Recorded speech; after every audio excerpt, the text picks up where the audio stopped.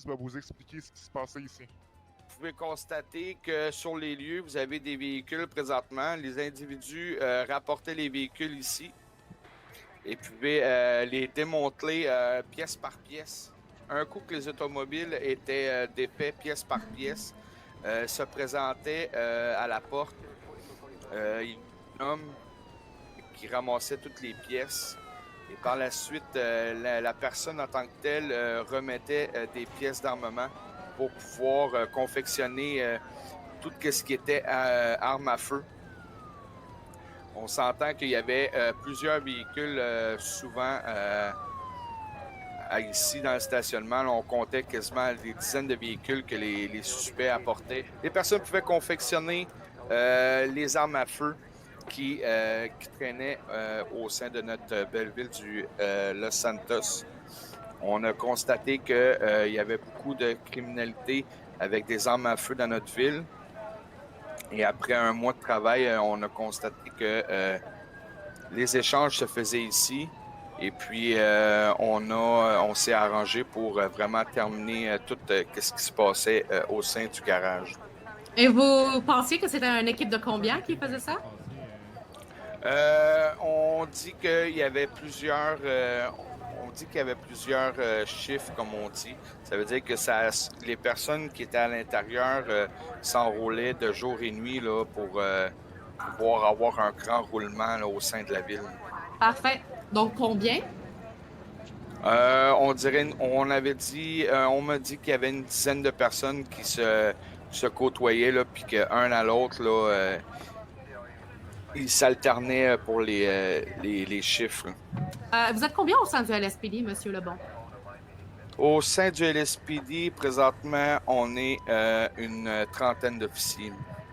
Donc, une trentaine d'officiers. Pour takedown, environ 10 individus ont eu besoin du SWAT et de 1 mois de préparation? Bien, écoutez, madame, le mois de préparation, on s'entend qu'on doit faire tout ce qui est en notre pouvoir pour récupérer des preuves. On s'entend que ça se fait pas d'une journée à l'autre. Récupération de preuves, photos, vidéos, savoir si combien de personnes à l'intérieur. On peut pas arriver sur une scène puis juste avec 2 policiers quand on ne sait pas qu'est-ce qu'il y a à l'intérieur et combien de personnes. Notre but premier, c'est de sécuriser la vie de nos citoyens et de nos officiers qui sont en service.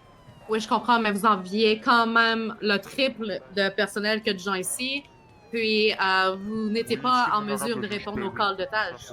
Présentement, là, on n'a pas pris toutes les unités qu'on avait en service. Il y en avait des unités qui étaient présentement en ville en train de patrouiller, comme à la normale qu'on fait habituellement.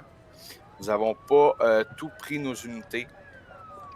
D'accord, donc vos patrouilleurs, vous êtes en train de me dire que vos patrouilleurs n'étaient pas vraiment... leur tâche n'était pas claire puisqu'on a eu des cas de tâches qui n'ont pas eu d'aide. Nous, on n'a eu aucune confirmation que il y avait eu un braquage et puis que les otages avaient été laissés à eux-mêmes. Vous ne lisez pas le Weasel News? Il y a eu un article qui est sorti pourtant à ce sujet. Le chef de police devrait être au courant de ce qui se passe dans sa ville. Affirmatif, mais on s'entend qu'un commandant du LSPD n'a pas le temps de regarder les nouvelles, de prendre le temps de regarder les nouvelles. On s'entend qu'être commandant du LSPD, c'est du travail acharné jour à jour et s'assurer d'avoir de bons policiers dans notre ville pour pouvoir faire des interventions comme ceci et essayer de sécuriser la ville le plus possible. Si, pardonnez-moi, mais c'est un commandant de... On peut prendre la photo avec le Eagle One en arrière comme ça. Ouais, bonne idée. Ah oui, comme ça, avec mon pick-up, c'est une belle photo. Oui, exactement. C'est pour ça que je les ai passés en Y. Mais parfait, merci beaucoup pour votre temps, Monsieur Lebon. Merci, bonne journée.